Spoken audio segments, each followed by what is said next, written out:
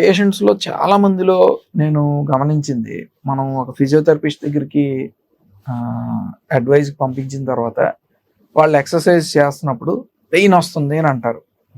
అంటే ఇది కొంత బియాండ్ టాలరెన్స్, ఎక్సర్సైజ్ చేయాలా, ఎక్సర్సైజ్ ఆపాలా, అండ్ వాట్ ఈస్ యాక్చువల్లీ, అంటే ఏ ఎక్సర్సైజ్ చేసినా maybe walking, jogging exercise or strengthening exercise, stretching exercise మీరు చెప్పేవి, కానీ there is always a difference between, అంటే pain causing the tissue damage, బాగా తీవ్రంగా ఉందనుకో నొప్పి అంటే మన శరీరం ఏదో చెప్తుంది, ఏదో అక్కడ డ్యామేజ్ అవుతుంది, గుడ్.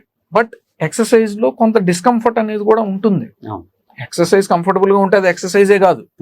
సో ఆ ఫైన్ లైన్ ఏంటి గుడ్ ఎక్సర్సైజ్ డిస్కంఫర్ట్ కి, పెయిన్ కాజింగ్ టిష్యూ డ్యామేజ్ కి? అంటే ఫిజియో అనేది ఎక్సర్సైజ్ కరెక్ట్ గా ఏ లైన్ లో వాళ్ళు బియాండ్ టాలరెన్స్ నా వల్ల కావట్లేదని ఎక్స్ట్రీమ్ పెయిన్ ఉన్నప్పుడు we don't go for exercise.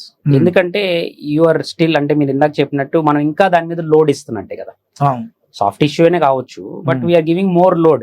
మనం ఎక్సర్సైజ్ పరంగా, అంటే స్ట్రెంత్ అన్న పేరు చెప్పి మనం చేస్తున్నప్పుడు ఇంకా ఆ పెయిన్ ని పెంచిన వాళ్ళం అవుతాం. సో అందుకని ఏంటంటే జనరల్ గా అట్లాంటి సినారియోస్ లో పెయిన్ కాంపోనెంట్ కొంతవరకు సబ్సైడ్ అయిన తర్వాత, ప్రాబబ్లీ ఇఫ్ ఈస్ కంప్లైనింగ్, మనం పెయిన్ స్కేల్ అడుగుతుంటాం, సపోజ్ 1 out of 10 లో 10 8 చెప్తున్నారు అనుకోండి పెయిన్.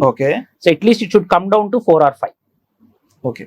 సో అంటే ఒక 50% ఆఫ్ ది పెయిన్ తగ్గితే then we can slowly start the exercise. It's not this ఇది.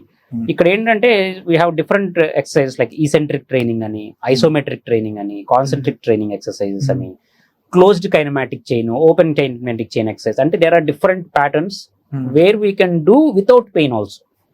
అంటే మజిల్ ని ఎక్కువ లోడ్ చేయకుండా, ఎక్కువ ఇప్పుడు మూమెంట్ వస్తూ చేసామనుకోండి ఒక్కోసారి పెయిన్ ఎక్కువ ఉంటుంది. అసలు మూమెంట్ లేకుండా కూడా స్ట్రెంథెన్ చేయొచ్చు. That is what is called isometric.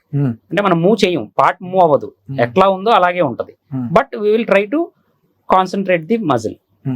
So ఎప్పుడైతే ఆ పర్టికులర్ ఎక్సర్సైజ్ అలా చేస్తామో పెయిన్ లెవెల్ అంతగా అనిపించదు వాళ్ళు. సో పెయిన్ అంత ఫీల్ అవ్వకుండానే మజిల్ ని రిక్రూట్ చేయగలుగుతారు.